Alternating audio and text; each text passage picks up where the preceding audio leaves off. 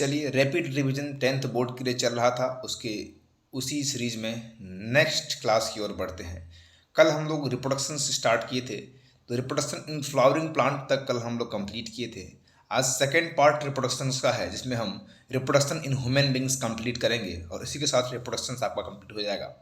इससे पहले हम लोग रैपिड रिवीजन में फर्स्ट टॉपिक लिए थे पीरियोडिक क्लासिफिकेशन ऑफ एलिमेंट। अगर आप नहीं देखे हैं तो आप जाके निर्मल वत्स चैनल पे जाएं और वहाँ पे देखें, जो बोर्ड्स के पर्पज से बहुत ही बेनिफिशियल्स है। एनसीईआरटी को ध्यान में रखते हुए ये कंप्लीट नोट्स को कवर किया गया है। स्टार्ट करते हैं reproduction in human beings. Reproduction in human beings start करते हैं, उसमें सबसे पहला बात जानते हैं कि ह्यूमन जो है वो सेक्सुअल मोड ऑफ रिप्रोडक्शन को यूज करता है। कौन सा mode? Human sexual mode of reproduction को यूज करता है। यहाँ पर सामने आप देख रहे होंगे ह्यूमन सेक्सुअल मोड। अभी सेक्सुअल मोड क्या होता है? कल हम लोग पढ़े थे रिप्रोडक्शन का 2 टाइप होता है, एक होता है एसेक्सुअल मोड और एक होता है सेक्सुअल मोड। एसेक्सुअल में क्या होता था? सिंगल पेरेंट्स का इन्वॉल्वमेंट था, लेकिन सेक्सुअल मोड में डबल पेरेंट्स का इन्वॉल्वमेंट था। तो सेक्सुअल रिप्रोडक्शन फ्लावरिंग प्लांट में पढ़ चुके थे। अब वही सेक्सुअल रिप्रोडक्शन किसमें पढ़ने जा रहे हैं हम लोग? ह्यूमन बींग्स के अंदर पढ़ने जा रहे हैं, जिसमें हम लोग भी आते हैं। सेक्सुअल मोड में पेरेंट्स 2 होते हैं, एक मेल होंगे एक फीमेल होंगे। मेल अपना गैमिट्स बनाएंगे और फीमेल अपना गैमिट्स। अच्छा, अगर हम लोग बात कर रहे हैं ह्यूमन बींग्स का, तो फीमेल गैमेट्स में क्या होगा? फीमेल गैमेट्स में एग होगा और मेल गैमेट्स में क्या होगा? स्पर्म होगा। और जब स्पर्म और एग का फ्यूजन होगा तो नया क्या बनेगा? जायगोट बनेगा। और ये स्पर्म और एग के मिलने का प्रोसेस को क्या बोलते हैं? अपन बोल सकते हैं क्या आप? इसे बोलते हैं फर्टिलाइजेशन। कल भी हम लोग बताए थे कि फर्टिलाइजेशन क्या होता है, स्पर्म और एग का मिलना, फर्टिलाइजेशन। और ये स्पर्म और एग कहाँ मिलेंगे, क्या होंगे, ये सारा बात हम लोग इसी में डिस्कस करेंगे। अच्छा, ये जो रिप्रोडक्शन पढ़ रहे हैं हम लोग, ये रिप्रोडक्शन इन ह्यूमन बींग्स को हम लोग टर्म देते हैं, साइंस का एक ब्रांच है एम्ब्रायोलॉजी। एम्ब्रायोलॉजी साइंस का वो ब्रांच होता है जिसमें हम लोग स्टडी करते हैं किसका? एक एडल्ट का एग से डेवलपमेंट। एग से एक एडल्ट का डेवलपमेंट होना, क्या क्या बोलते हैं उसको? एम्ब्रायोलॉजी। उसको बोल सकते हैं कि ब्रांच ऑफ बायोलॉजी। क्या बोल सकते हैं? Branch of biology which involves the study of all those process which take place during the development of an adult from egg. मतलब बायोलॉजी का वो ब्रांच जिसमें एक एडल्ट का डेवलपमेंट एग से होता हो, उसे बोलते हैं एम्ब्रायोलॉजी। तो ये एक एग है, फीमेल एक एग प्रोड्यूस करती है और उसी एग से एक एडल्ट का डेवलपमेंट होता है ड्यूरिंग द 9 मंथ पीरियड। और ये 9 मंथ पीरियड को बोलते हैं अपन क्या? पार्चुरेशन नहीं, इस 9 मंथ को पीरियड को बोलते हैं अपन प्रेगनेंसी पीरियड। क्या बोलते हैं? Pregnancy period. तो यही है एम्ब्रायोलॉजी। एम्ब्रायोलॉजी की स्टडी कर रहे हैं और आगे बढ़ते हैं कि sexual mode of reproduction human beings use करते हैं।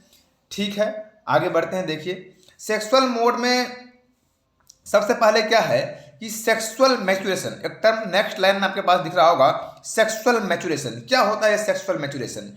एक टाइम पीरियड के बाद मेल और फीमेल, क्या मेल पार्ट और फीमेल, मेल में और फीमेल में मैच्योरेशन आता है। वो कैपेसिटी आता है कि मेल स्पर्म का फॉर्मेशन कर सके और फीमेल एग का क्या कर सके? फॉर्मेशन कर सके। तो उसी पीरियड्स को बोलते हैं अपन पुबर्टी, और वही पीरियड कहलाता है सेक्सुअल मैच्योरेशन।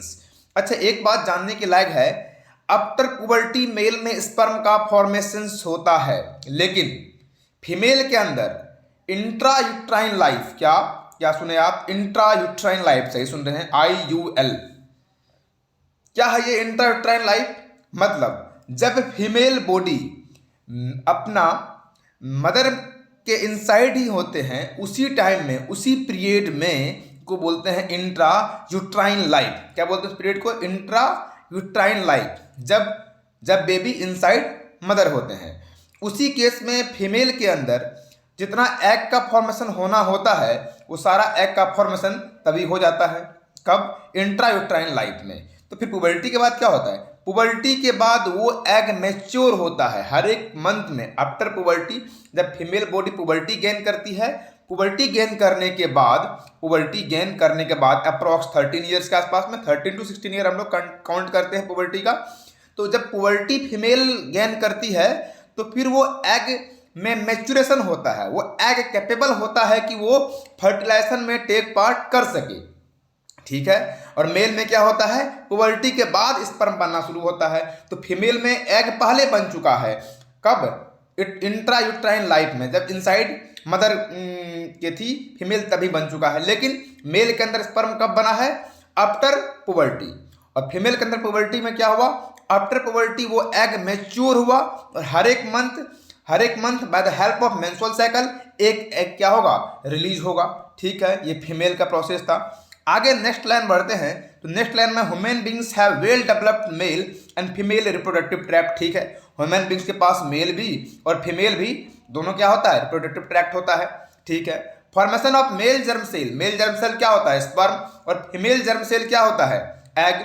तो मेल जर्म सेल जो स्पर्म है उसका फॉर्मेशन कहाँ होगा, मेल के रिप्रोडक्टिव ऑर्गन में, और मेल रिप्रोडक्टिव ऑर्गन क्या है, टेस्टिस। इनसाइड टेस्टिस क्या होगा, स्पर्म का फॉर्मेशन होगा। एक्चुअली नेक्स्ट लाइन देखिए, actually a pair of testis, a pair of testis. यहां पर ध्यान देना है कि कौन सा ऑर्गन पेयर में होता है, कौन सा ऑर्गन सिंगल होता है, कौन सा ग्लैंड पेयर में होता है, कौन सा ग्लैंड सिंगल होता है। ये चीज एग्जाम में हमेशा पूछता है, आपका बोर्ड एग्जाम से लेके हायर एग्जामिनेशन तक ये चीज हमेशा ही आता है। ठीक है, तो ह्यूमन बींग्स के अंदर एक पेयर टेस्टिस होता है जो एक स्क्रोटम के अंदर होता है लोकेटेड। किसके अंदर, एस्क्रोटम के अंदर होता है लोकेटेड। ठीक है, तो आप बोलेंगे ये क्या नया टर्म बोल रहे हैं सर, स्क्रोटम क्या होता है। एब्डोमिनल कैविटी के बाहर एक पाउच लाइक स्ट्रक्चर होता है जिसके अपन क्या बोलते हैं, स्क्रोटम बोलते हैं। एब्डोमिनल कैविटी से बाहर एक पाउच लाइक स्ट्रक्चर होता है जिसे हम लोग क्या बोलते हैं, स्क्रोटम बोलते हैं। ठीक है, एब्डोमिनल कैविटी से बाहर एक पाउच लाइक स्ट्रक्चर जिसे हम लोग क्या बोलते हैं, स्क्रोटम बोलते हैं। ये स्क्रोटम जिसे आप लोग आज तक टेस्टिस समझ रहे थे, जिसके आप लोग आज तक टेस्टिस समझ रहे थे, वो एक्चुअली टेस्टिस नहीं है, वो स्क्रोटम है। क्या है, स्क्रोटम है। चलिए डायग्राम में भी अपन देखेंगे, वो स्क्रोटम है। स्क्रोटम के इनसाइड एक पेयर टेस्टिस होता है। आखिर इस एब्डोमिनल कैविटी के बाहर एक पाउच लाइक स्ट्रक्चर है जो क्या बोलते हैं, स्क्रोटम। लिखा हुआ भी है आउटसाइड द एब्डोमिनल कैविटी। अच्छा, एब्डोमिनल कैविटी क्या है, वो कैविटी जिसके इनसाइड अपना स्टमक है, इंटेस्टाइन है, वो सब क्या है, एब्डोमिनल कैविटी है। उससे बाहर एक पाउच लाइक स्ट्रक्चर होता है, किसके अंदर, मेल के अंदर, उसको बोलते हैं स्क्रोटम, जिसको आज तक अपन टेस्टिस समझ रहे थे। उस स्क्रोटम के इनसाइड एक पेयर क्या होता है, टेस्टिस। ऐसा क्यों किया गया, एब्डोमिनल कैविटी में ही टेस्टिस को क्यों नहीं रखा गया, एक अलग पाउच बना के एब्डोमिनल कैविटी से बाहर टेस्टिस को क्यों रखा गया, इसे समझते हैं। अगर एब्डोमिनल कैविटी के इनसाइड टेस्टिस होता, ठीक है, होता, अगर एब्डोमिनल कैविटी के इनसाइड टेस्टिस होता तो जो एब्डोमिनल कैविटी का टेम्परेचर है, मतलब हमारा बॉडी का जो इनसाइड टेम्परेचर होता है, उस टेम्परेचर पे नॉर्मल स्पर्मेटोजेनेसिस नहीं हो पाता। मतलब इनसाइड एब्डोमिनल कैविटी जो टेम्परेचर है, उस टेम्परेचर पे नॉर्मल स्पर्म नहीं बनता। मतलब एक वो स्पर्म नहीं बन पाता जिस स्पर्म में कैपेसिटी हो कि वो एग को फर्टिलाइज कर सके। ठीक है, उससे बोलेंगे नॉर्मल। और एबनॉर्मल क्या होगा कि वो स्पर्म जिसमें वो कैपेसिटी नहीं होगा कि वो एग को फर्टिलाइज कर सके। तो अगर टेस्टिस इनसाइड एब्डोमिनल कैविटी होता, अच्छा एब्डोमिनल कैविटी मतलब क्या बता दिए ना आपको, एब्डोमिनल कैविटी का मतलब इनसाइड जहां पर अपना स्टमक है, इंटेस्टाइन है, उसको बोलते हैं एब्डोमिनल कैविटी। स्टमक से नीचे और ये वाला पार्ट जहां पर ये सारा ऑर्गन्स है, एब्डोमिनल कैविटी। और वो एब्डोमिनल कैविटी में अगर टेस्टिस होता तो वो टेम्परेचर पे नॉर्मल स्पर्मेटोजेनेसिस नहीं हो पाता। Formation of sperm from testis is known as spermatogenesis. कोई दिक्कत है क्या, फॉर्मेशन ऑफ आप लिख लेंगे, formation of sperm from testis is known as spermatogenesis. ठीक है, तो इसीलिए क्या किया गया कि एक स्क्रोटम का फॉर्मेशन किया गया जो आउटसाइड द एब्डोमिनल कैविटी है, आउटसाइड द एब्डोमिनल कैविटी है, एक पाउचेज लाइक स्ट्रक्चर है जिसका टेम्परेचर हमारा बॉडी के टेम्परेचर से 2 से 2.5 डिग्री सेल्सियस कम होता है। और वही टेम्परेचर है जिस टेम्परेचर पे एक रेगुलर स्पर्म का फॉर्मेशन हो पाता है। तो ये जो स्क्रोटम है, व्हाट आप देख रहे हैं, स्क्रोटम जो एब्डोमिनल कैविटी के बाहर है, एक पॉचेज है जिसके अंदर एक पेयर टेस्टिस है, जिसको आज तक आप टेस्टिस समझ रहे थे, वो टेस्टिस नहीं, वो एक स्क्रोटम है, उसके इनसाइड टेस्टिस है, उसके इनसाइड एक पेयर टेस्टिस है, ठीक है। वो स्क्रोटम का टेम्परेचर हमारे बॉडी के टेम्परेचर से 2 से 2.5 डिग्री सेल्सियस, ध्यान देंगे आप, डिग्री फ़ारेनहाइट और डिग्री सेल्सियस में बहुत का अंतर है। तो यहाँ पर क्या है, डिग्री सेल्सियस, कई बार नीट में क्वेश्चन बन चुका है, डिग्री सेल्सियस भी दिया गया, डिग्री फ़ारेनहाइट भी दिया गया, तो आपको चूज करना था डिग्री सेल्सियस। 2 से 2.5 डिग्री सेल्सियस टेम्परेचर हमारे नॉर्मल बॉडी टेम्परेचर से कम होता है, और वही टेम्परेचर पे एक नॉर्मल स्पर्म का फॉर्मेशन हो पाता है। इसी कारण बस टेस्टिस को बाहर रखा गया एब्डोमिनल कैविटी से, और जहां रखा गया उसे अपन बोलते हैं स्क्रोटम। क्या बोलते हैं? स्क्रोटम बोलते हैं। अगर किसी बेबी का जन्म हुआ और बॉयज है, और उस बॉयज का बर्थ के बाद टेस्टिस स्क्रोटम में नहीं आ पाया, टेस्टिस एब्डोमिनल कैविटी के इनसाइड रह गया, डिसेंड डाउन इनटू स्क्रोटम नहीं हो पाया, उस केस में टेस्टिस को स्क्रोटम में लाने के लिए एक सर्जिकल रिमूवल करना पड़ेगा।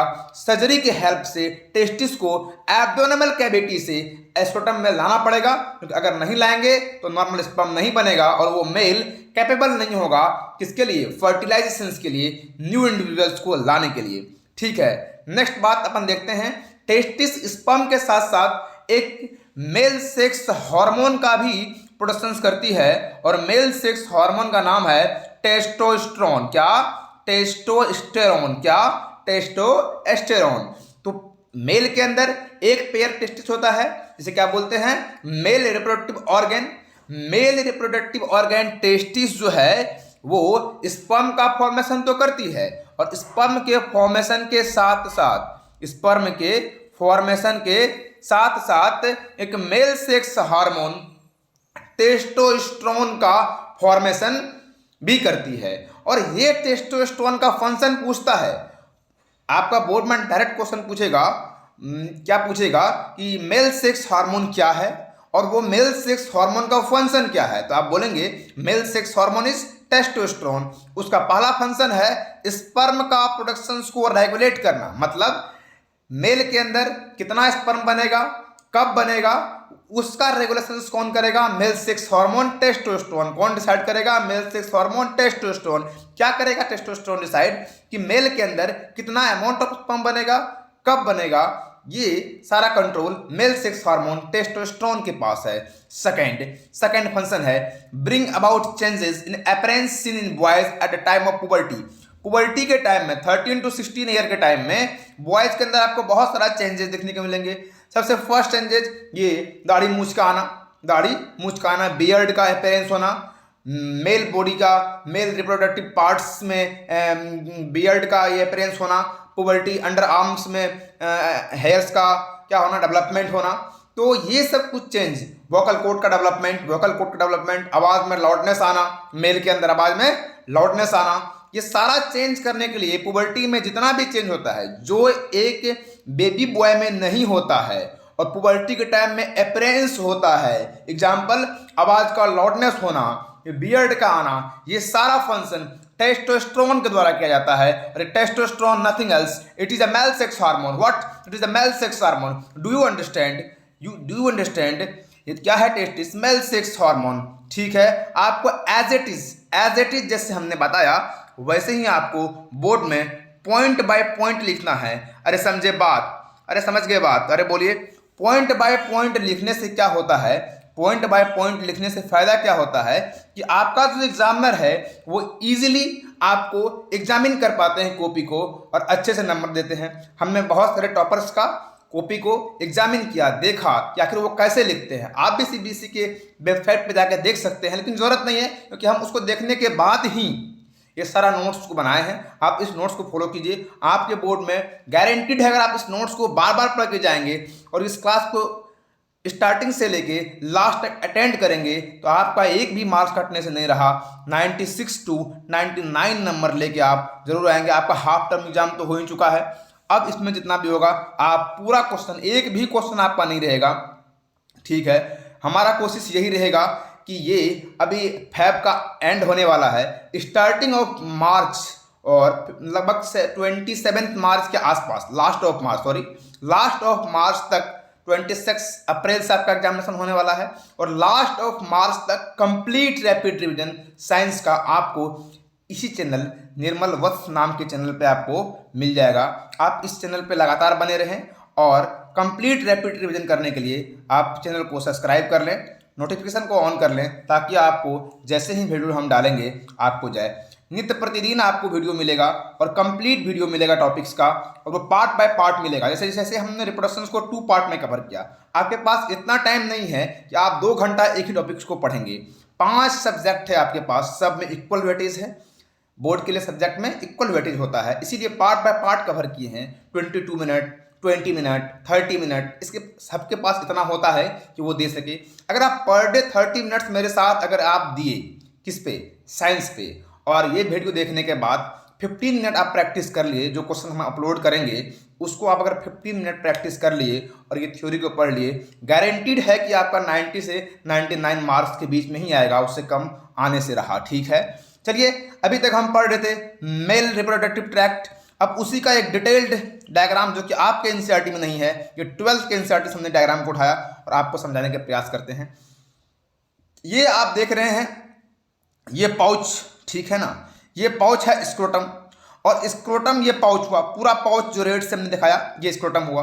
इसके इनसाइड जो रेड स्ट्रक्चर आपको दिख रहा है जहां पर लिखा हुआ है टेस्टिस, ये टेस्टिस है। सो नेकेड आई से आप टेस्टिस को नहीं देख सकते। नेकेड आई से मतलब विदाउट माइक्रोस्कोप आप जो देख पाते हैं वो क्या होता है, स्क्रोटम। स्क्रोटम के इनसाइड क्या है, टेस्टिस है। अब देखिए टेस्टिस का हम दिखाए हैं, टेस्टिस के अंदर लेबलिंग दिखाए हैं कि स्पर्म फॉर्मेशन कैसे होता है। इस टेस्टिस को हमने ट्रांसवर्स कट लगाया, ऐसे कट लगाया, और कट लगाने के बाद आपको हम यहाँ पर डिटेल्ड डायग्राम दिखाए हैं। आप ध्यान से देखिए, ध्यान से आपको देखना है कि टेस्टिस के अंदर एक लोब्यूल्स है। हर एक टेस्टिस के अंदर 250 से 250 से 300 कंपार्टमेंट में डिवाइड होता है। हर एक टेस्टिस के इनसाइड जब कट करके आप देखेंगे, आप यहाँ देख रहे हैं 250 से 300 कंपार्टमेंट में टेस्टिस होता है डिवाइड। उसे बोलते हैं अपन टेस्टिकुलर लोब्यूल्स। क्या बोलते हैं, टेस्टिकुलर लोब्यूल्स। 250 से 300 कंपार्टमेंट होता है एक टेस्टिस के अंदर। ठीक है, अभी एक सिंगल टेस्टिस का डिस्कशन कर रहे हैं, एक पेयर का नहीं कर रहे हैं। जो सिंगल में होगा उससे आप 2 से मल्टीप्लाइड करेंगे तो आपका एक पेयर में आएगा। और हमेशा क्वेश्चन एक सिंगल टेस्टिस पे आता है, पेयर पे कभी नहीं पूछता है। उसको इतना विश्वास है कि आप थोड़ा बहुत मैथ तो जानते हैं। एक टेस्टिस के अंदर 250 से 300 कंपार्टमेंट है, उसे अपन बोलते हैं टेस्टिकुलर लोब्यूल्स। ठीक है, कंसंट्रेशन को बनाए रखिए और इस डायग्राम को समझना बहुत ही इंपॉर्टेंट है और आपको इंटरेस्ट भी है, पता है मुझे। ये 250 से 300 टेस्टिकुलर लोब्यूल्स है और हर एक लोब्यूल्स के अंदर 1 से 3 कितना, 1 से 3 एसटी है। क्या है ये एसटी, सेमनीफेरस ट्यूब्यूल्स। हर एक के लोब्यूल्स के अंदर 1 2 3 क्या है, सेमनीफेरस ट्यूब्यूल्स है। अब क्या क्या बोल रहे हैं हम, अरे समझिए। एक टेस्टिस को हमने कट लगाया और एक टेस्टिस के अंदर 250 से 300 टेस्टिकुलर लोब्यूल्स है और एक टेस्टिकुलर लोब्यूल्स के अंदर 1 से 3 सेमनीफेरस ट्यूब्यूल्स है। अब टेस्टिस के इनसाइड जो सेमनीफेरस ट्यूब्यूल्स होता है वहीं पर स्पर्म का फॉर्मेशन होता है और स्पर्म का फॉर्मेशन होने के बाद ये टेस्टिकुलर लोब्यूल्स से स्पर्म निकलता है। ये आप जो देख रहे हैं ये लाइन से बोलते हैं रेटिटेस्टस, और इस सेमनीफेरस ट्यूब्यूल से निकल के रेटिटेस्टस से होते हुए, सेमनीफेरस ट्यूब्यूल से निकल के रेटिटेस्टस से होते हुए ये क्या होता है, वासा एफ्रेंसिया से होते हुए एपिडिडाइमिस में आता है और एपिडिडाइमिस से वास्ट डिफरेंस होते हुए ये स्पर्म यहाँ से बन के रेडी हुआ और आ गया यहाँ पे। जैसे यहाँ पे आने के बाद आप देख रहे हैं मेल के अंदर टेस्टिस के अलावा एक पेयर क्या होता है, 1 पेयर क्या होता है, सेमिनल वेसिकल्स। ये जो स्ट्रक्चर दिख रहा है क्या है, सेमिनल वेसिकल्स। एक पेयर क्या है, सेमिनल वेसिकल्स है। ठीक है, अब ये जो येलो येलो दिख रहा है क्या है, सेमिनल वेसिकल्स है, येलो येलो। अब और एक प्रोस्टेट है, एक बल्बोइरेथ्रल ग्लैंड है। एक पेयर सेमिनल वेसिकल्स, एक पेयर प्रोस्टेट और एक बल्बोइरेथ्रल ग्लैंड है। अब ये तीनों gland, seminal vesicles, prostate gland, bulbourethral gland, ये तीनों ग्लैंड, अब जब टेस्टिस में स्पर्म बन रहा था, टेस्टिस से स्पर्म बनते हुए कहाँ बना, testicular lobules inside the compartment, वहां से रेटिटेस्टस होते हुए इपिडिडैमिस में आया, वास डिफरेंशिया से कहां पे आया, इपिडिडैमिस। वास डिफरेंशिया और वास डिफरेंस दोनों अलग अलग चीज है, ठीक है। वास डिफरेंशिया से होते हुए इपिडिडैमिस में आया और इपिडिडैमिस से होते हुए वास डिफरेंस। अब जब वास डिफरेंस तक आया है, यहां तक ओनली स्पर्म है, क्या है, ओनली स्पर्म है, यहां तक ओनली स्पर्म है, ठीक है, यहां तक स्पर्म है। उसके बाद जैसे आगे आप बढ़ेंगे तो ये सेमिनल वेसिकल्स आपको दिख रहा है, सेमिनल वेसिकल्स ये स्ट्रक्चर, ये और ये यहां पर दिख रहा होगा आपको, ये क्या है, प्रोस्टेट, और बीच में क्या है, बल्बोरेक्टल ग्लैंड। अब ये सबका सेक्रेशन, ये तीनों gland, seminal vesicles gland, prostate gland और बल्बोरेक्टल ग्लैंड, ये तीनों ग्लैंड अपना अपना सेक्रेशन किसमें डाल देगा, ये स्पर्म में डाल देगा। और स्पर्म उससे आगे आते हुए अब ये स्पर्म नहीं रहा, अब इसका एक नया नाम दे देंगे, वो नाम होगा, क्या नाम हो जाएगा उसका, सीमन। क्या नाम हो जाएगा, सीमन। स्पर्म से अब ये क्या बन गया, सीमन, SEMEN, सीमन। क्या बन गया, सीमन। पहले क्या था, कहां तक, वास डिफरेंस तक ओनली स्पर्म था, और वास डिफरेंस के बाद ये बन चुका है सीमन। क्या बन चुका है, सीमन। क्योंकि वास डिफरेंस तक स्पर्म था, उसके बाद सेमिनल वेसिकल्स, प्रोस्टेट ग्लैंड और बल्बोरेक्टल ग्लैंड, तीनों ग्लैंड अपना अपना सेक्रेशन डाल दिया, और उसके बाद यूरेथ्रा के माध्यम से ग्लांस पेनिस, फोरस्किन, ये ग्लांस पेनिस और यूरेथ्रा के माध्यम से होते हुए ये आउटसाइड द मेल बॉडी आ जाएगा। और outside the male body sperm का होना कहलाता है इजैकुलेशन। क्या कहलाता है, इजैकुलेशन ऑफ स्पर्म। क्या, ejaculation of sperm outside the male body. Male body से अब ये बाहर निकल चुका है। तो वास डिफरेंस तक स्पर्म था, टेस्टिस के अंदर स्पर्म बन चुका है, और वहां से वास डिफरेंस आया। अब ये तीनों ग्लैंड अपना सेक्रेशन डाल दिया, और डालने के बाद ये स्पर्म कहां से, यूरेथ्रा से होते हुए मेल बॉडी से बाहर, देखिए ये देखिए, देख रहे हैं ना, ये मेल बॉडी से बाहर स्पर्म आ चुका है। और आने के बाद अब क्या होगा, अब मेल बॉडी में ये स्पर्म बाहर हो चुका है। अब यहां तक था मेल रिप्रोडक्टिव ऑर्गन, और मेल रिप्रोडक्टिव ऑर्गन से इतना ही क्वेश्चन आता है। चलिए अब नेक्स्ट पेज पे अपन बात करते हैं फीमेल रिप्रोडक्टिव ऑर्गन का। फीमेल रिप्रोडक्टिव ऑर्गन का भी बात करते हैं। एक लाइन उससे पहले है अपने पास, क्या है, कॉपुलेशंस। क्या है, sperm along with the secretion of prostate gland, हमने बताया ना, स्पर्म के साथ साथ प्रोस्टेट ग्लैंड, सेमिनल वेसिकल्स, और कौन सा ग्लैंड, और एक ग्लैंड का नाम यहाँ पर नहीं दे रखा, करके देना है, बल्बोरेक्टल ग्लैंड, टुगेदर कंस्टिट्यूट सीमन। मतलब स्पर्म में जब प्रोस्टेट ग्लैंड का, सेमिनल वेसिकल्स का और बल्बोरेक्टल ग्लैंड का भी सेक्रेशन मिल जाता है, तो अब उसका नाम स्पर्म नहीं रहता है, अब उसका नाम सीमन रहता है। विच रिलीज्ड, क्या, which released and made enter into the female genital tract during copulation. जब मेल और फीमेल का कॉपुलेशन होगा, तब मेल बॉडी से वो स्पर्म बाहर होकर कहाँ चले जाएगा, फीमेल बॉडी के इनसाइड चले जाएगा। तो क्या हो गया, उसी को बोलते हैं कॉपुलेशन। और मेल और फीमेल बॉडी का मिलना क्या कहलाता है, मेल रिप्रोडक्टिव ऑर्गन पेनिस और फीमेल रिप्रोडक्टिव ऑर्गन वेजिना का मिलना क्या कहलाता है, कॉपुलेशन कहलाता है। और कॉपुलेशन के टाइम में वो स्पर्म, अच्छा, मेल बॉडी से जो बाहर आता है क्या आता है, स्पर्म या सीमन। तो स्पर्म कभी अकेला बाहर नहीं आएगा, क्या बाहर आएगा, सीमन। आज तक आप जान रहे थे कि स्पर्म का होता है एजुकेशन, लेकिन इन जनरल स्पर्म का नहीं होता है, किसका होता है, सीमन का होता है एजुकेशन। किसका होता है, सीमन का। स्पर्म के साथ साथ प्रोस्टेट ग्लैंड, सेमिनल वेसिकल्स का सेक्रेशन मिला क्या बनता है, सीमन। अब बात करते हैं फीमेल रिप्रोडक्टिव सिस्टम। अब ये डायग्राम आप ही का एनसीईआरटी का है, आप देख सकते हैं, आपके सामने है ये फीमेल रिप्रोडक्टिव सिस्टम्स के अंदर। आप यहाँ पर लोअर पार्ट में देखेंगे वेजाना है, वेजाना का ओपनिंग को बोलते हैं सर्विक्स, और सर्विक्स से जैसे आप ऊपर जाएंगे तो आपको मिलेगा यूट्रस। क्या मिलेगा, यूट्रस, जहां पर बेबी का क्या होता है, जहां पर बेबी क्या होता है, इम्प्लांटेशन, जहां पर बेबी रहती है उसको बोलते हैं यूट्रस। और जब इससे और ऊपर जाएंगे तो आपको दिखाई देगा कि ये स्ट्रक्चर, ये है फॉलोपियन ट्यूब, और यहाँ पे जस्ट यहाँ ये है ओवरी। क्या है, ओवरी। ये ओवरी से एग रिलीज होगा, ओवरी से एग रिलीज होगा, और ये जो नाला है, ये नाला कैनाल, इससे इसको बोलते हैं फॉलोपियन ट्यूब या फिर ओविडक्ट। इससे होते ये एग कहाँ पे आ जाएगा, फॉलोपियन ट्यूब में आ जाएगा, और इधर वेजाना और सर्विक्स से होते हुए स्पर्म कहाँ पे आ जाएगा, फॉलोपियन ट्यूब में। जो फर्टिलाइजेशन होगा वो कहाँ पे होगा, वेजाना में, सर्विक्स में, यूट्रस में नहीं।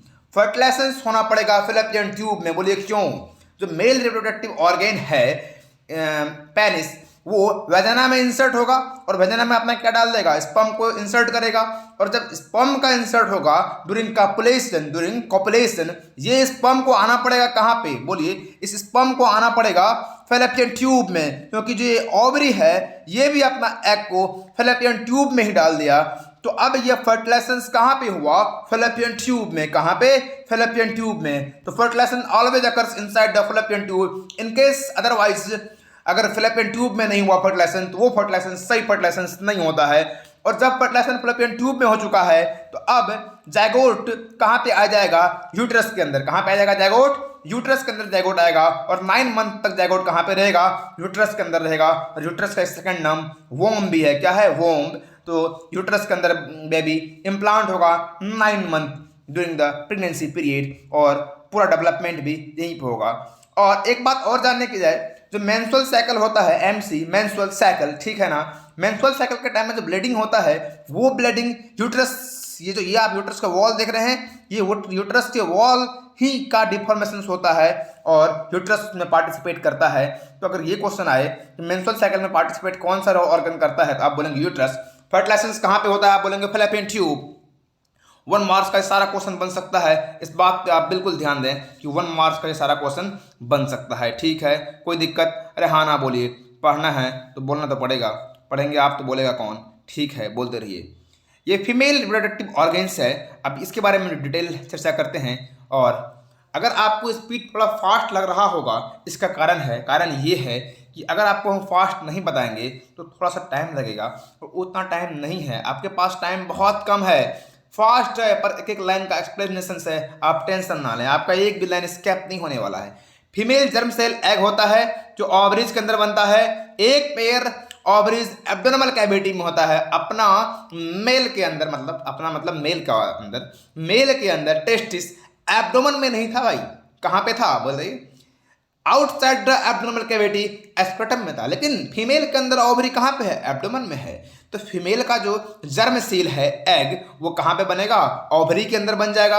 और ओवरी के बाद बनने के बाद वो When a girl is born, the ovaries already contain thousands of immature eggs। हम पहले बोले जब एक गर्ल का जन्म होता है, तो यहाँ पर हमने जन्म लिखा, हम तो इंट्रा यूट्राइन लाइफ IUL की ही बात कर रहे थे। जब एक गर्ल का बॉर्न होगा, जन्म होगा, उसके पास उसके ओवरी में ऑलरेडी थाउजेंड्स नहीं लाखों इमेच्योर एग्स होता है। क्या होता है? लाखों इमेच्योर एग्स होता है। लेकिन वो इमेच्योर एग्स कोई काम का नहीं है। जब वो गर्ल्स पुबर्टी अटेंड करेगी, पुबर्टी अटेंड करने के बाद वो जो एग्स है वो उसमें क्या होता है? मैच्योरेशन। क्या होता है? मैच्योरेशन। वो एग मैच्योर होता है। इंटरटन लाइफ में जो एग था गर्ल के बॉर्न के साथ, वो इमेच्योर था, मतलब 13 ईयर्स से पहले पहले उसके पास था, तो इमेच्योर एग था। और पुबर्टी के टाइम में वो एग क्या होगा? मैच्योर होगा। और हर एक month 1 egg is produce month by 1 ovary. एक पेयर ओवरी है, एक मंथ में एक ओवरी एक एग प्रोड्यूस करेगा, नेक्स्ट मंथ में नेक्स्ट ओवरी एक एग प्रोड्यूस करेगा। आप बोलेंगे अगर किसी मंथ ऐसा हुआ कि दोनों ओवरी एक एक एग प्रोड्यूस कर दिया तो क्या होगा? अरे इन जनरल तो ऐसा होता ही नहीं है। बाय द वे अगर ऐसा हो गया कि दोनों ओवरी एक ही साथ 2 एग का फॉर्मेशन कर दिया, रिलीज कर दिया, 2 एग रिलीज कर दिया, तो क्या होगा? तब वही होगा। तब अगर फर्टिलाइजेशन हुआ तो एक क्या बनेगा? ट्विंस का फॉर्मेशन होगा। तब एक नहीं 2 बेबी एक साथ होंगे। ये एक रेयर केस है। क्या है? रेयर केस है। ठीक है, आप यहां तक समझ गए। स्पर्म का फॉर्मेशन मेल में आफ्टर, बार बार हम बोले ध्यान दीजिए, स्पर्म का फॉर्मेशन मेल के अंदर आफ्टर पुबर्टी होता है, पर गर्ल के अंदर ओवरी में already thousands of immature egg होता है। पुबर्टी के बाद ओनली क्या होता है? मैच्योरेशन होता है। Egg is carried out from the ovary to the Fallopian tube. हमने क्या बोला? डायग्राम में दिखा दिया। ओवरी के अंदर एग बना है, फिर कहां पे जाएगा? फैलोपियन ट्यूब के पास। And this 2 fallopian tube unite into elastic bag call uterus. और फैलोपियन ट्यूब कहां पे आके खुलता है? यूट्रस में खुलता है। बता चुके हैं आपको। यूट्रस का ओपनिंग कहां पे है? ये वेजाना में। ये वेजाना में कहां है? यूट्रस का ओपनिंग है। ठीक है, फर्टिलाइजेशन कहां पे होता है? फैलोपियन ट्यूब में। वेजाना से होते हुए स्पर्म को कहां जाना पड़ेगा? फैलोपियन ट्यूब में। जहां पर एग होगा स्पर्म को वहीं जाना होगा, और स्पर्म के पास कोई ऑप्शन नहीं है। जहां मेल होगा फीमेल को तो वहां दौड़ना पड़ेगा। आप भी चक्कर लगाते होंगे, दौड़ना तो पड़ेगा फीमेल को। कोई ऑप्शंस आपके पास नहीं है। You don't have any options, you have to do it, you have to do it. Do you understand? चलिए, मजाक वाली बात थी, आगे बढ़ते हैं। Fertilised egg called zygote. अब जब स्पर्म और एग दोनों मिल चुका है तो क्या बन गया, जायगोट। ये स्पर्म ये एग दोनों मिलेगा, फर्टिलाइजेशन होगा तो क्या बनेगा, जायगोट बनेगा। और जायगोट डिप्लॉइड स्ट्रक्चर है, बोले क्यों? स्पर्म भी था हैप्लॉइड सिंगल सेल, एग भी था हैप्लॉइड सिंगल सेल, दो सिंगल सेल मिलके बनाया zygote, that is diploid. 2n haploid is represented by single n, diploid is represented by 2n. Do you understand? अब ये जायगोट जो यूट्रस के अंदर क्या होगा, इम्प्लांट। हमने क्या बोला, फैलोपियन ट्यूब के अंदर स्पर्म और एग दोनों मिला, फर्टिलाइजेशन हुआ, जायगोट बना। अब वो जायगोट कहाँ पे आके इम्प्लांट होगा, यूट्रस के अंदर। 9 मंथ यूट्रस के अंदर ही इम्प्लांट होगा। क्या होगा, 9 मंथ यूट्रस के अंदर ही इम्प्लांट होगा। बाय द वे अगर फर्टिलाइजेशन नहीं हुआ तो वो एग कहाँ पे आ जाएगा, यूट्रस के अंदर। और जब मेंस्ट्रुअल साइकिल होगा तो ब्लड के साथ साथ वो डिजेनरेटेड एग भी आउटसाइड द फीमेल बॉडी चला जाएगा। आगे पढ़ते हैं। Actually uterus rich supplied with the blood to nurturize the embryo. Uterus के पास बहुत ज्यादा ब्लड का सप्लाई होता है ताकि एम्ब्रायो का डेवलपमेंट, एम्ब्रायो का ख्याल रख पाए। तो एम्ब्रायो को न्यूट्रिशन कहाँ से मिलेगा, यूट्रस से तो मिलेगा, through placenta. Do you know that? If zygote is not form, अगर जायगोट फॉर्म नहीं हुआ, हमने बोल दिया आपको, तो जो यूट्रस का इनर वॉल है वो ब्रेक्स होगा, which causes blooding through vagina. हमने क्या बोला, this process is called menstruation and menstruation is a regular interval of 28 days. और मेंस्ट्रुएशन हर एक मंथ में 28 डेज पे ही होता है, ठीक है। वो डिले हो सकता है due to stress of female, due to any other condition, due to poor health. ये आप आगे पढ़ेंगे, यहाँ की पढ़ने वाली बात नहीं है। ये रैपिड रिवीजन क्लास है, आपको पता है ना, और 10th के बोर्ड के लिए है। अभी आपको साइंटिस्ट नहीं बनना है, ठीक है। आगे बात करते हैं। अगर जायगोट बन गया तो ठीक बात, जायगोट का फॉर्मेशन हो गया। अगर जायगोट नहीं बनेगा तो वो एग फैलोपियन ट्यूब से होते हुए कहाँ पे आ जाएगा, यूट्रस के पास। और यूट्रस के पास आके इम्प्लांट होगा और ब्लड के साथ साथ वो डिजेनरेटेड एग भी बाहर हो जाएगा। और ब्लड के साथ साथ डिजेनरेटेड एग का बाहर होना मेंस्ट्रुएशन कहलाता है। और मेंस्ट्रुएशन 28 डेज का इंटरवल पे होता है। आपको लर्न करना है, आप लर्न कर लेंगे ना, हाँ आप कर सकते हैं। द एम्ब्रायो अगर नहीं हुआ तो ये बात, अगर हुआ तो क्या बनेगा, जायगोट बनेगा। जायगोट से क्या बनेगा, एम्ब्रायो बनेगा। तो एम्ब्रायो जो है वो मदर ब्लड से ही अपना स्पेशल टिश्यू प्लेसेंटा के हेल्प से न्यूट्रिशन लेती है। अब जब एम्ब्रायो, जिसको आप बेबी बोलते हैं, मदर के अंदर होता है, और मदर के अंदर होगा तो उसको न्यूट्रिशन कहाँ से मिलेगा, मदर के ब्लड से ही मिलेगा। न्यूट्रिशन तो मदर के ब्लड में ही है। और किसके हेल्प से मिलेगा, एक स्पेशल टिश्यू के हेल्प से मिलेगा, उसको बोलते हैं अपन प्लेसेंटा। क्या बोलते हैं, प्लेसेंटा। आप याद करेंगे ना, आपको याद रहेगा ना, बिल्कुल याद होना चाहिए, प्लेसेंटा, ठीक है। It provide a large surface area for glucose and oxygen to pass from mother to embryo. और प्लेसेंटा एक बहुत बड़ा सरफेस एरिया है, जो ये हुआ मान लो मदर और ये हुआ ये एम्ब्रायो, छोटा वाला फिंगर, ये दोनों का बीच में प्लेसेंटा है। और प्लेसेंटा का काम क्या है, मदर के बॉडी से बेबी को, एम्ब्रायो को बेबी बोल सकते हैं, तो बेबी को क्या प्रोवाइड करना, ऑक्सीजन प्रोवाइड करना, साथ साथ न्यूट्रिशन प्रोवाइड करना, ये सारा काम प्लेसेंटा का है, ठीक है। Similarly the waste from developing embryo are removed from mother blood. और जो एम्ब्रायो के अंदर वेस्ट मटेरियल है उसको भी प्लेसेंटा के हेल्प से ही बाहर किया जाएगा। नेक्स्ट बात क्या है, child is born as a result of rhythmic contractions muscles in uterus. अब जब चाइल्ड का बोर्न होता है, जब चाइल्ड का बोर्न होने का टाइम होता है, उस टाइम में यूट्रस के अंदर बहुत जबरदस्त कॉन्ट्रैक्शन होता है, बहुत जबरदस्त कॉन्ट्रैक्शन। कैसा कॉन्ट्रैक्शन, और उस कॉन्ट्रैक्शन में बहुत ही पेन होता है क्रिएट इनसाइड द फीमेल। आप कितना पेन, शरीर के जितना भी हड्डी है, आपके शरीर के अंदर जितना बोन्स है, सारे बोन्स को एक साथ तोड़ दिया जाए, आप फील कर सकते हैं। शरीर के अंदर जितना बोन है वो सारे बोन को एक साथ तोड़ दिया जाए, उतना ही दर्द क्रिएट होगा जितना बेबी के जन्म के टाइम में मदर को क्रिएट होता है। तो जब यूट्रस के अंदर स्ट्रॉन्ग कॉन्ट्रैक्शंस होगा, लगातार स्ट्रॉन्ग कॉन्ट्रैक्शंस होगा यूट्रस के मसल्स में, तब क्या होगा, बेबी का बर्थ होगा। आफ्टर 9 मंथ मतलब 36 वीक्स, आपको वीक्स में भी पूछ सकता है, of development inside the mother, mother के अंदर एम्ब्रायो का, बेबी का 36 मंथ का डेवलपमेंट, 36 वीक्स का डेवलपमेंट, 9 मंथ का डेवलपमेंट कहलाता है एक पीरियड हुआ ना, 1 मंथ से 9 मंथ तक का एक पीरियड है। और ये पीरियड कहलाता है गैस्ट्रेशन पीरियड। कौन सा पीरियड, गेस्टेशन पीरियड। याद करेंगे आप, बिल्कुल आपको याद करना पड़ेगा, आपके पास कोई ऑप्शंस नहीं है। समझे बात? अरे समझ गए बात, आप समझदार हैं। देखिए, sexual cycle in womens continues up to 40 to 50 years. अब देखिए, पुबर्टी के टाइम में जो फीमेल है वो सेक्सुअली एक्टिव हुई, सेक्सुअली मैच्योर हुई, तो उसको बोलेंगे, मैच्योरेशन स्टेज को बोलेंगे मेनार्ची। क्या बोलेंगे? मेनार्ची। पुबर्टी के टाइम में जब फर्स्ट एग फीमेल का ओवरी रिलीज किया था, तो फर्स्ट एग का रिलीज करने के टाइम को मेनार्ची बोलते हैं। क्या बोलते हैं? मेनार्ची। क्या बोलते हैं? मेनार्ची बोलते हैं। ठीक है, मेनार्ची बोलते हैं।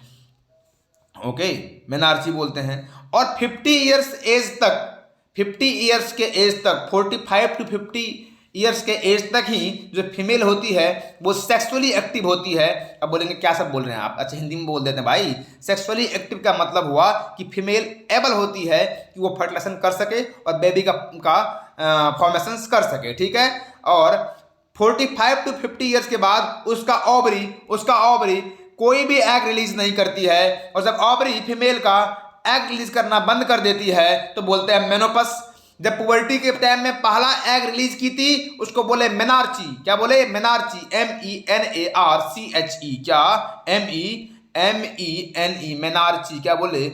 मेनार्ची। और जब फीमेल एग रिलीज करना बंद कर देती है 50 ईयर्स के एज तक में, तब उसको बोलते हैं मेनोपस। अब सेकेंड हेडिंग आपके पास है, इसी के अंदर रिप्रोडक्टिव हेल्थ। ठीक है, रिप्रोडक्टिव हेल्थ क्या होता है? मेल को और फीमेल को रिप्रोडक्टिवली हेल्दी होना पड़ता है। अगर मेल और फीमेल रिप्रोडक्टिवली हेल्दी है तभी वो एबल हो पाएगा कि अपना जर्म सेल्स का फॉर्मेशन अच्छे से करेगा और क्या कर पाएगा? बेबी का फॉर्मेशन कर पाएगा। Reproductive health means a total well being in expect of reproduction, physically, emotional, socially, मतलब फिजिकली, सोशली, माइंडली, हर एक दृष्टिकोण से अगर मेल और फीमेल स्वस्थ है तो आप बोलेंगे वो रिप्रोडक्टिवली हेल्दी है।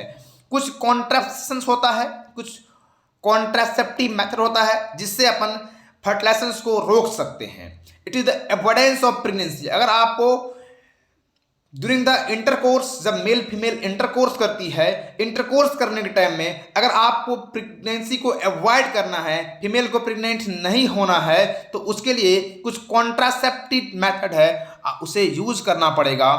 तो खैर आपके अभी काम का चीज़ ये है नहीं, लेकिन एग्जाम पॉइंट ऑफ व्यू से ये काम का चीज़ है, और जो एग्जाम पॉइंट ऑफ व्यू से काम का चीज़ है उसे तो अपन को समझना पड़ेगा। और ये जो कॉन्ट्रासेप्शंस का जो मेथड है वो 3 तरह का है। एक है फिजिकल बैरियर, एक है सर्जिकल मेथड, एक है केमिकल मेथड।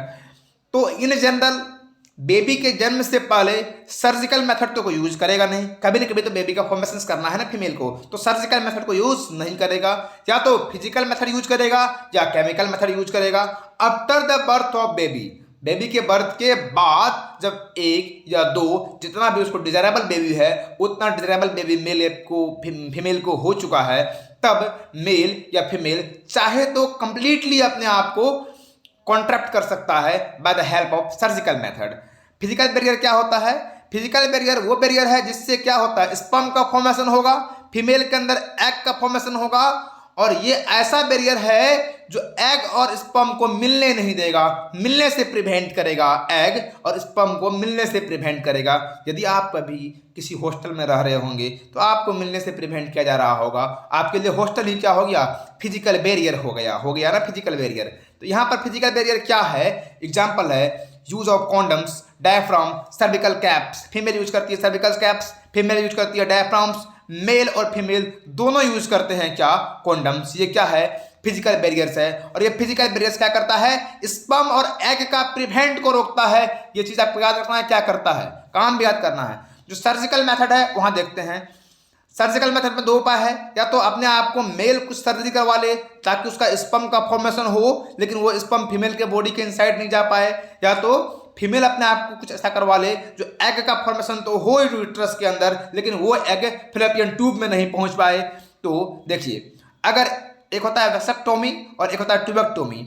अगर वास्ट डिफरेंस ऑफ मेल को ब्लॉक कर दिया गया, मेल के वास्ट डिफरेंस मेल के टेस्टिस के अंदर स्पर्म बन चुका है, लेकिन वास्ट डिफरेंस को ब्लॉक कर दिए, काट दिए, वास्ट डिफरेंस को कट करके उसको मूव करके ऐसे बांध दिए, तो वास्ट डिफरेंस और ये टेस्टिस दोनों अलग अलग हो गया ना।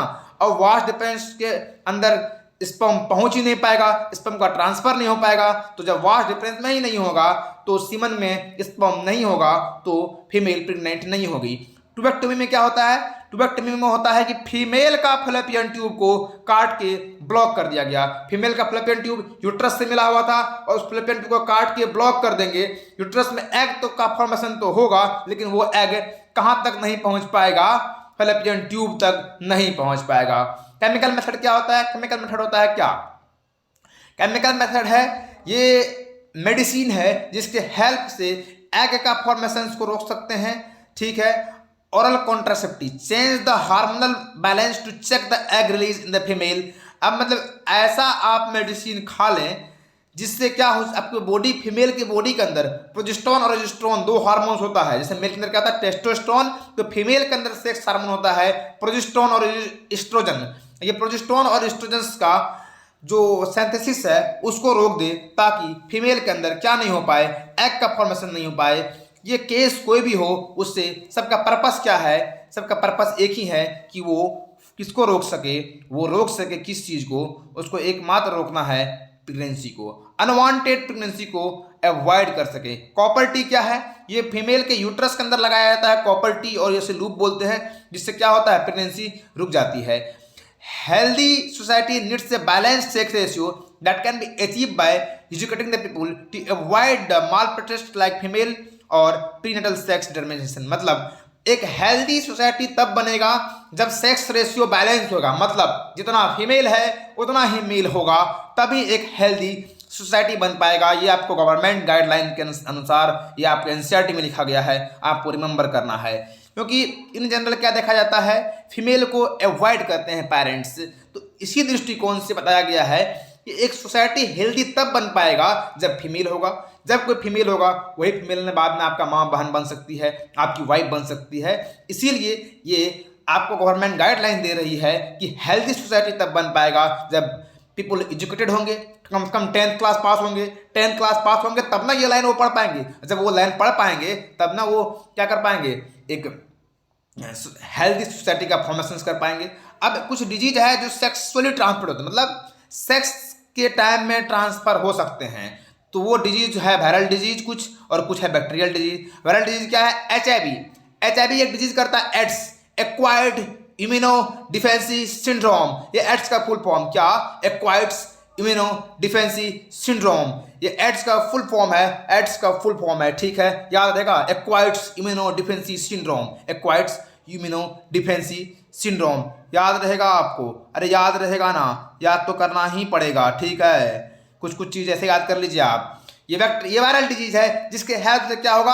आप during the course of intercourse, sex करने के टाइम में ये डिजीज फैल सकता है, मेल से फीमेल को और फीमेल से मेल को। इसीलिए कॉन्ट्रैप्शन मेथड को यूज करना चाहिए, फिजिकल ब्रिगेड्स यूज करना चाहिए। बैक्टीरियल डिजीज है सिफिलिस और कोनेरिया, ये डिजीज भी फैल सकता है। STD are communicated during the unsafe sexual contact. जब अनसेफ सेक्सुअल कॉन्टैक्ट होगा, जो एसटीडी है, वायरल एसटीडी क्या, एड्स, वो फैल सकता है।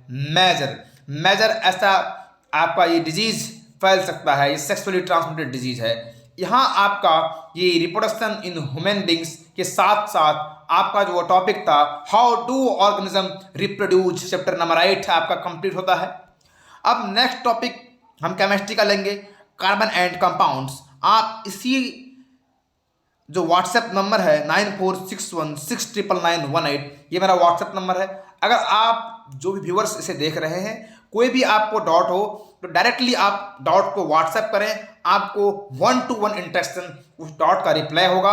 अगर फिर भी आप नहीं समझ पाएंगे तो आपको डायरेक्ट व्हाट्सएप पे वीडियो चैटिंग के माध्यम से सारा डाउट्स क्लियर किया जाएगा। कोई भी डाउट्स आपको नहीं होगा। आपका ये फ्यूचर्स अच्छा हो, आपका बोर्ड एग्जाम बहुत ही अच्छा हो, उसी के प्रयास में हम भी लगे हुए हैं और आप भी लगे रहिए, ठीक है। यहाँ तक कोई दिक्कत हो तो आप कंटेक्ट करें। और पूरा बोर्ड का रैपिड रिविजन इस वेबसाइट पे हो, सॉरी, ये पूरा बोर्ड का रैपिड रिवीजन आपका ये यूट्यूब चैनल निर्मल वत्स पे ही होगा, ठीक है। आप इस चैनल को सब्सक्राइब करें, निर्मल वत्स को, ठीक है। आपका रेड कलर का वहाँ सिग्नल दिख रहा है, आप उसको सब्सक्राइब करें, निर्मल भक्त चैनल को सब्सक्राइब करें। अगर आप सब्सक्राइब करेंगे तो सब्सक्राइब करने के बाद क्या होगा, जैसे हम वीडियो डालेंगे आपको नोटिफिकेशन जाएगा, नोटिफिकेशन को ऑन कर लें और आप वीडियो को डे पर डे, नित्य प्रतिदिन, किसी दिन हो सकता है वीडियो आपको नहीं डालें, लेकिन हर एक चैप्टर को पार्ट बाय पार्ट करके हम डालेंगे और आपको देखना है और सब्सक्राइब करना है। कोई भी डाउट हो इस व्हाट्सएप नंबर पे आप हमसे डाउट पूछ सकते हैं। Thank you, all the best for your board. Next class कल लेके आते हैं आपका केमिस्ट्री का, वो क्लास होगा आपका कार्बन एंड इट्स कंपाउंड। उसको भी हम 2 पार्ट में डिवाइड करेंगे और हर एक टॉपिक्स को 2 से 3 पार्ट में डिवाइड करेंगे ताकि आपका कम समय में अच्छे से वो कवर हो सके। अब जो ये टॉपिक है आपके पास, इस टॉपिक का कुछ क्वेश्चंस भी है जो मेरे पास है। आपको अगर चाहिए वो क्वेश्चन तो आप व्हाट्सएप पे हाई करना और क्वेश्चन मांगना और क्वेश्चन आपको मिल जाएगा, कोई दिक्कत नहीं है। ठीक है, जय हिंद, भारत माता की जय।